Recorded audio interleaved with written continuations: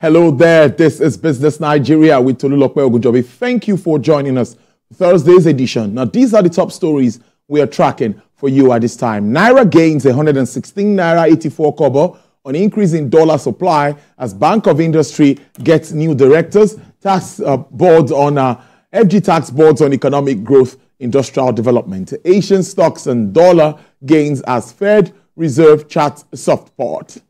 Well, on our show today, for the first segment, we would assess the impact of current monetary policy stance of the Central Bank of Nigeria and the MPC, of course, the Monetary Policy Committee, as inflation declines for the second consecutive month in August.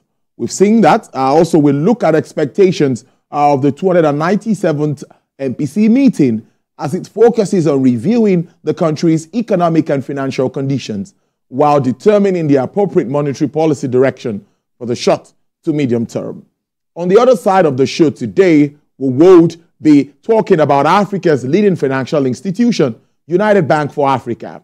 They celebrate 75 years and a lot of developments, along the line with this financial institution, with commitment to delivering exceptional service and driving global impact by building people, businesses, and communities. We'll look at this and how their stocks, the plan to also raise a jumbo offer for shareholders. We'll see what that also means for UBA. But some stories making headlines before we get to our discussion. The Naira experienced an appreciation against the US dollar on Wednesday, buoyed by an increase in dollar liquidity in the official foreign exchange market, gaining more than 116 Naira to close the day on a positive note. According to data from FMDQ Securities Exchange Limited, the Naira appreciated by 7.59%, while the dollar was quoted at 1,599 Naira 65 kobo, up from 1,656 Naira 49 kobo the previous day. The rise in the Naira's value is supported by the notable increase in dollar supply. The volume of dollars traded surged by 38.94%, reaching $139.4 million from $100.39 million on Tuesday. The FX market summary from FMDQ also highlighted fluctuations within the day. And the federal government has tasked the newly inaugurated board of directors of the Bank of Industry to be catalyst for economic growth and industrial development. The Minister of Trade and Investment, Dr. Doris Anite, said this during the inauguration of the board in Abuja.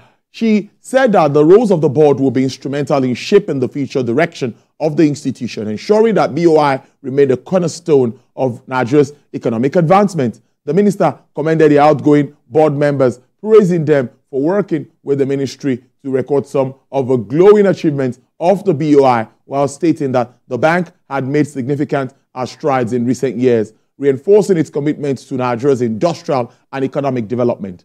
The new board chairman, Mr. Mansur Mukhtar, expressed gratitude to the president for deeming it worthy to appoint them on the board of the Bank of Industry.